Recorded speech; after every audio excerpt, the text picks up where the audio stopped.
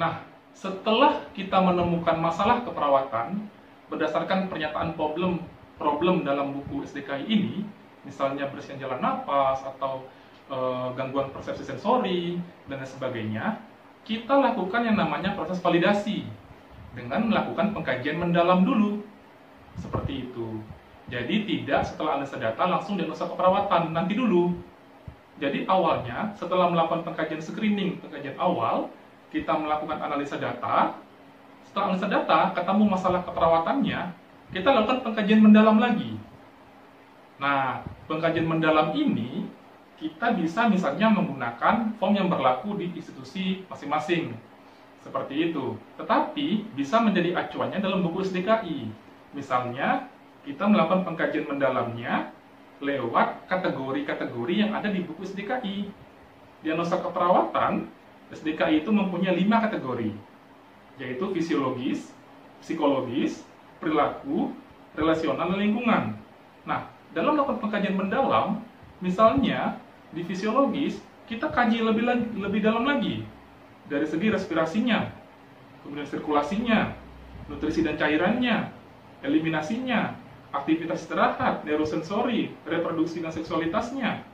Itu kita kaji mendalam. Kemudian yang kedua, setelah fisiologis, aspek psikologisnya kita kaji mendalam lagi.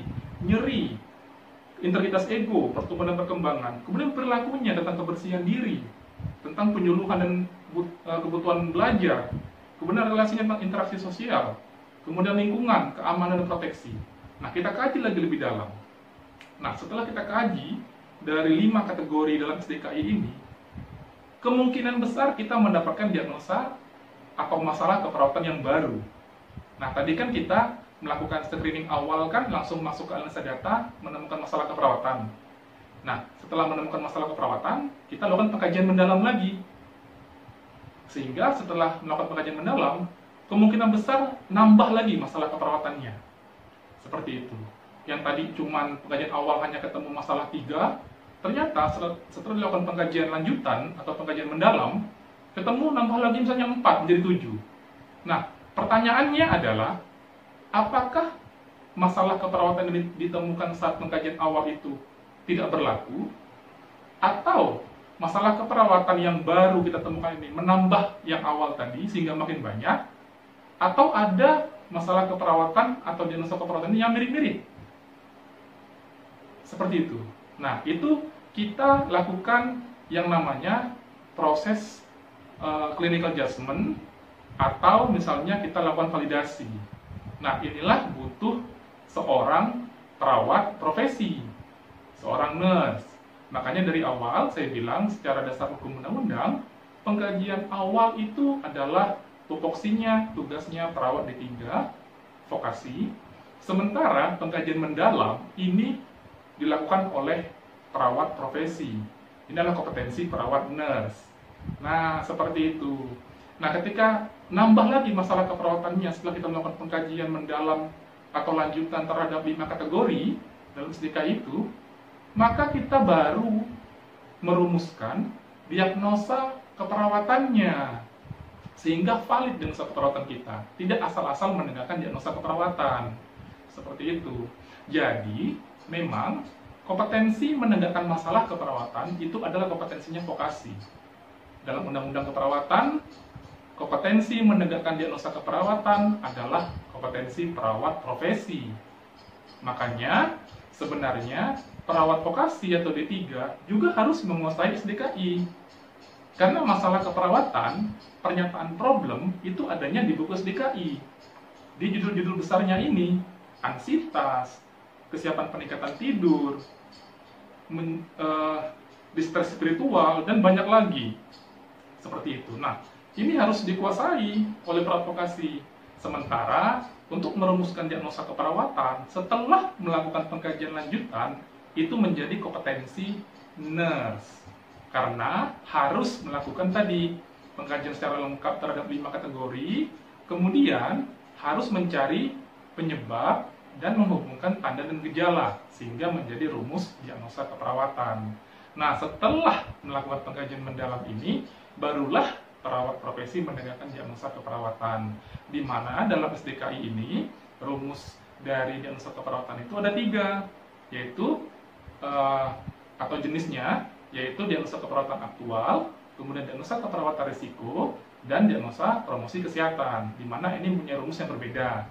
Diagnosa keperawatan aktual itu rumusnya adalah problem atau masalah keperawatan tadi berhubungan dengan etiologi atau kemungkinan penyebab, yang tadi kemungkinan penyebab ini adalah penyebab yang di dalam buku SDKI atau dari teori ilmu konsep keperawatan itu, dan dibuktikan dengan tanda dan gejala. Jadi problem P, BD berhubungan dengan etiologi, E, DD ditandai dengan simptom tanda dan gejala. Kemudian yang kedua, kalau masalah diagnosa keperawatannya adalah risiko, maka dia rumusnya adalah problem dibuktikan dengan faktor risiko, seperti itu. Dan yang terakhir yaitu diagnosa promosi kesehatan, yaitu masalah kesehatan, masalah keperawatan, DD juga, nah dibuktikan dengan tanda gejalanya. Artinya ada keinginan klien kita untuk meningkatkan status kesehatannya, itu diagnosa promosi kesehatan. Jadi seperti itu. Jadi diagnosa keperawatan itu bukan pernyataan problem saja. Kalau hanya ngomong misalnya bersihin jalan napas, itu bukan diagnosa keperawatan, tetapi itu adalah masalah keperawatan. Diagnosa keperawatan harus ada rumusnya. Diagnosa aktual, rumusnya adalah P berhubungan dengan E dibuktikan dengan tanda gejala. Sedangkan diagnosa risiko, P problem dibuktikan dengan FR, faktor risiko. Dan yang terakhir diagnosa promosi kesehatan, yaitu P dibuktikan dengan DD-nya dibuktikan dengan tanda dan gejalanya, atau peningkatan gejala pasien untuk meningkatkan status kesehatannya. Seperti itu. Jadi clear bahwa masalah keperawatan bukan diagnosa keperawatan, tetapi merupakan bagian dari diagnosa keperawatan. Diagnosa keperawatan harus ada problem, harus ada pembuktiannya apa, berhubungan dengan atau dibuktikan dengan, seperti itu. Jadi dengan begini kita paham mengapa secara undang-undang perawat vokasi dia menegakkan masalah, tapi bukan tugasnya merumuskan diagnosa keperawatan. Sementara profesi itu menegakkan atau merumuskan diagnosa keperawatan, karena banyak langkah-langkahnya. Demikian juga untuk dapat kita pahami bersama-sama, setiap masing-masing itu mempunyai tugas masing-masing. Demikian pembahasan kita kali ini tentang pengkajian, dan berikutnya akan kita bahas langkah berikutnya, yaitu tentang menegakkan diagnosis keperawatan agar kita semua paham, mengerti, dan mampu melakukan penegakan diagnosis yang benar dan bermanfaat bagi klien kita. Demikian, semangat nursing fire!